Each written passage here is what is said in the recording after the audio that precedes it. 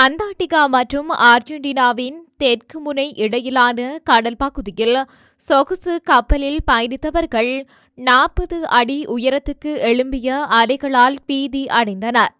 அண்டார்டிகாவிற்கும் தென் அமெரிக்க கண்டத்தின் தெற்கு முனைக்கும் இடையிலான கடற்பகுதி பயங்கர அலைகளுடன் எப்போதும் கொந்தளிப்புடன் இருக்கும்.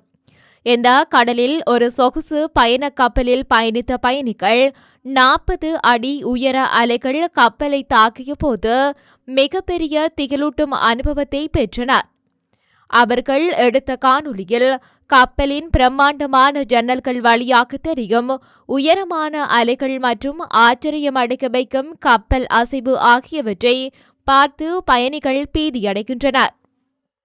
இந்த காணொலியை இன்ஸ்டாகிராமில் பகிர்ந்த லெஸ்லி ஆன் மர்பி கூறுகையில், இந்த பயங்கரமான தருணம் அட்லாந்திக், பசிபிக் மற்றும் தெற்கு பெருங்கடல்களின் சங்கமத்தின் காரணமாக கடல் பயங்கர அலைகளுடன் கொந்தளிக்கின்றது. இது ஒரு 48 மணி நேர ரோலர் கோஸ்டர் அனுபவம்.